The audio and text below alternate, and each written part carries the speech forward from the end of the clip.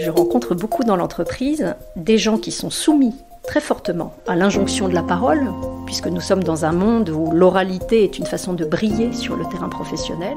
Vous écoutez Le Micro Social, un podcast sur le travail et le droit du travail. Je suis Bernard Domergue, rédacteur en chef d'Actuel CSE.fr du groupe Lefebvre d'Alloz. Bonjour Fanny Lodicina. Bonjour. Vous êtes comédienne, formatrice et psychanalyste, je crois. C'est ça, tout ça en même temps. Donc vous formez notamment les étudiants de Sciences Po à l'expression orale et vous intervenez aussi pour les entreprises. Pour le micro-social, nous avons eu envie de vous entendre, puisque au travail, la prise de parole, la capacité à s'exprimer, à convaincre paraît une compétence de plus en plus nécessaire. Encore plus, pourrait-on dire, pour les comités sociaux et économiques, les CSE. En effet, cette instance a pour objet, rappelons-le, d'assurer l'expression collective des salariés. En France, on n'est pas toujours très à l'aise à l'oral, justement. Alors parler devant son employeur, parler devant un groupe d'autres salariés, peut faire peur, sans doute parce que cela engage tout son corps, toute sa personnalité. Dans son dictionnaire amoureux de l'éloquence, Mathilde Lévesque, prof de français à Aulnay-sous-Bois, raconte une anecdote assez savoureuse sur Jean Jaurès, l'un des grands orateurs parlementaires français. Tout petit déjà, il avait l'habitude de monter sur les tables pour discourir, et il paraît qu'on entendait voler les mouches, tellement il fascinait son public. Mais ensuite, la servante de sa mère racontait qu'il fallait changer le petit Jaurès, car il était tout trempé par ses exploits oratoires. On voit ici comment la prise de parole est liée au corps. Fanny Lodicina, pour commencer cet entretien, est-ce que, justement, on peut dire que si certaines personnes ont peur de prendre la parole, c'est parce qu'elles ont peur de se laisser gagner par l'émotion ? C'est une anecdote qui est savoureuse en effet, mais on peut la lire de deux façons différentes. On peut se dire que le petit Jaurès engageait tellement de lui-même dans cet exercice que ça en devenait un sport et donc ça le faisait transpirer. C'était à la hauteur de ce qu'il y mettait. Et on peut aussi se dire que ce rapport à l'autre, à travers la prise de parole, suscitait chez lui une telle émotion, et une émotion en partie incontrôlable, que le corps réagissait. Alors comme vous le disiez très justement, la voix est une émanation du corps. Et on pourrait même aller plus loin et dire que la voix est du corps invisible. C'est une interface entre moi et l'autre, et une interface qui m'échappe en partie, parce que cette émanation vocale, je ne la maîtrise pas toujours très bien. Ça repose sur de la technique et aussi sur une certaine gestion des émotions, comme on dit aujourd'hui, d'une drôle de façon. Pour faire lien avec ce que vous venez de dire, comment ne pas se laisser gagner par l'émotion quand on a à s'exprimer au travail ou devant un CSE ? Il faut sans doute pouvoir s'appuyer en conscience sur des moyens techniques et ça s'apprend en fait. Nous ne sommes pas nés en sachant communiquer, nous ne sommes même pas nés en sachant parler. C'est un apprentissage et parler et communiquer, c'est pas exactement la même chose. Dans la communication, il y a un enjeu de transmission et de conviction et c'est là où ça engage peut-être d'une façon toute particulière. Donc être conscient de ces moyens d'expression, c'est déjà une façon de maîtriser sa prise de parole. Et puis, il y a aussi une disposition mentale, c'est-à-dire que si j'ai envie de jouer ce jeu social avec l'autre, qui consiste à faire passer mon idée de mon cerveau à son cerveau, si je le fais avec plaisir, si je le fais avec intérêt, et que j'ai donc une intention de créer un chemin entre moi et l'autre, c'est déjà plus facile. Or, je rencontre beaucoup dans l'entreprise des gens qui sont soumis très fortement à l'injonction de la parole, puisque nous sommes dans un monde où l'oralité est une façon de briller sur le terrain professionnel, parfois de façon très légitime. On pourrait dire qu'on est dans une société tout de même de l'extraversion, où l'introversion a moins de place. Et donc, on demande aux gens de savoir, de pouvoir et de vouloir s'exprimer sur le champ professionnel. Et tout le monde n'en a pas envie. Et ça n'est pas simple pour tout le monde. Donc, pour me résumer, je dirais qu'il y a à la fois une conscience de ces moyens techniques, et ça s'apprend, et une envie de le faire, et le plaisir que j'ai à communiquer se communique. Là, vous êtes formatrice, est-ce que, on a dû souvent vous poser la question, est-ce qu'il y a une recette pour savoir s'exprimer, pour apprendre à s'exprimer, à prendre la parole ?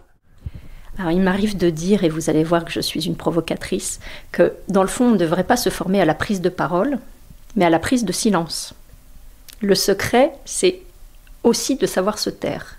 Dans la prise de parole, le silence est extrêmement puissant, d'abord parce que c'est un ressort expressif audacieux, et il faut pouvoir habiter en silence, donc c'est faire preuve quand même d'un certain courage, mais c'est aussi parce que ce silence va me permettre de respirer. Et le nerf de la guerre, si je puis dire, c'est la respiration en communication. C'est savoir prendre le temps, savoir ponctuer son discours, pour se laisser la possibilité de fourbir des idées, des arguments qui auront de la valeur pour l'autre. Et en m'oxygénant, j'ai la maîtrise de mes émotions. En m'oxygénant, je maîtrise ma tension artérielle, mon rythme cardiaque, l'oxygénation de mes neurones. Et donc j'ai intérêt, face à un public lorsqu'il y a un enjeu, à être en pleine possession de mes moyens physiologiques, sinon je vais me faire happer par l'émotion. Donc l'émotion, elle est un moteur, elle est excellente, mais il ne faut pas que ce soit elle qui prenne le devant. Donc je dirais que la première chose, c'est de maîtriser sa respiration et donc de maîtriser la ponctuation et les silences. Ça, je crois que en matière de prise de parole, c'est le moyen technique le plus génial, on n'a rien inventé de mieux, et en plus, ça laisse la possibilité aux autres, non seulement de comprendre ce que je dis, mais éventuellement de s'exprimer, ce qui peut être intéressant dans le cadre de l'échange. Oui, et puis souvent on a l'impression que les gens qui ont peur de s'exprimer parlent trop vite. Leur débit s'accélère et on a l'impression qu'ils ont envie de finir au plus vite leur exposé. Il est vrai, parce que comme vous le disiez en commençant, c'est le corps qui parle. Et donc ce corps, il est traversé par des émotions qui parfois sont très fortes. Et quand mon rythme cardiaque s'accélère, parce que je respire mal, donc j'envoie peu d'oxygène dans mon sang, eh bien mon débit se met à l'unisson de ce rythme cardiaque. Et je me mets à parler très vite. Et alors là, vous le savez peut-être, c'est le cercle vicieux. C'est-à-dire, comme je parle vite, je m'entends et j'ai l'impression d'être dans une fuite en avant et que tout le monde voit que je panique. Et comme j'ai l'impression que tout le monde le voit, je panique encore plus, et etc., etc. Et donc, voilà, il faut savoir lever le pied. J'ai parfois une métaphore, je suis assez mauvaise en automobile, mais je vois bien que quand même sur l'autoroute, quand on voit un ralentissement à 200 mètres, l'idée, c'est pas d'accélérer, mais de ralentir. Donc, quand on sent qu'on est pris très fortement par une émotion, parce qu'on vient de recevoir une objection, parce qu'éventuellement on a perdu son idée, que sais-je, le mieux, c'est de lever le pied pendant quelques instants. C'est très bref, c'est le temps d'une demi-seconde pour se reconcentrer sur ce qu'on veut vraiment dire à ce moment-là. Ça, c'est un moyen technique. Est-ce qu'il faut préparer son intervention ou est-ce qu'il faut laisser une place à l'improvisation ? Quand il y a un enjeu, il faut toujours préparer. Mais la question, c'est de savoir comment. Se préparer, ça ne consiste pas à préparer du discours. Parce que dans les situations que vous pointiez, rares sont les gens qui peuvent tenir la tribune comme, je ne sais pas, Barack Obama qui va dispenser un discours génial et qui ne va pas être interrompu. C'est rarement le cas dans les réunions. Il y a de l'interaction. Donc on va se préparer à prendre la parole dans une situation réaliste qui est celle de l'interaction. Donc la meilleure préparation, c'est celle qui consiste à savoir de quel objectif je me donne. Il est différent en fonction des thèmes. Donc quel est mon objectif pour que ce que je vais dire ait de la valeur pour l'autre ? Je ne viens pas dispenser un savoir que je suis le seul à maîtriser. Donc la préparation, c'est pas organiser des idées. Ça n'a aucun intérêt sur le mode introduction, thèse, antithèse, synthèse. Ça n'est pas du tout pertinent et efficace. Ce qui est important, c'est de se demander qu'est-ce que l'autre a besoin d'entendre pour cheminer avec moi. Et là, je vais pouvoir ajuster une stratégie de communication. Qu'est-ce qu'il a besoin de ressentir lorsque je parle, cet interlocuteur ? Qu'est-ce qu'il a besoin de voir ? Quelle doit être mon image dans cette situation ? Et là, je peux me demander quel va être mon message. Mais je n'ai pas à tout dire du sujet, j'ai à anticiper par rapport à une situation et à des interlocuteurs. Qu'est-ce qui va être convaincant pour eux, de leur point de vue à eux ? Donc on communique toujours selon quelqu'un, selon une situation, et pas en organisant ses idées. Dans le cas d'une réunion de CSE, par exemple, donc on peut imaginer que la personne qui s'exprime va le faire pour l'employeur, mais aussi pour ses autres collègues, les autres élus. Donc elle doit anticiper la façon dont son discours va être reçu. Absolument. Elle doit se préparer à l'environnement avec lequel elle va interagir. Parce que parler depuis son point de vue à soi n'a de la valeur que pour les gens qui pensent comme nous. Or, les gens qu'on a en face, et surtout dans les enjeux que vous signalez là, les enjeux doivent être... les enjeux sont différents pour les uns et pour les autres. Donc, il y a, oui, peut-être, on peut le dire comme ça, à faire ce travail de préparation mentale qui est à la fois politico, on va dire socio-culturel. Je ne connais pas nécessairement les gens que j'ai en face, mais étant donné leur mission, étant donné leur fonction, étant donné les antécédents, quels vont être les arguments qui auront de la portée pour eux? Et je n'ai pas répondu sur la question de l'improvisation. Parce qu'en communication, pour être convaincant, on ne peut pas s'en tenir uniquement à ce qui est objectif, rationnel, préparé, anticipé. Ça, on pourrait dire que c'est une instance froide que je me dois de maîtriser pour faire la preuve de ma compétence et de mon expertise. Mais si je suis uniquement dans cette polarité-là, je n'incarne rien, je ne suis pas porteur de mes idées. Il ne suffit pas de dire le vrai pour que l'autre ait envie de s'en emparer. Donc il faut aussi que j'habite mon discours à la hauteur de l'enjeu, c'est-à-dire avec engagement, avec présence.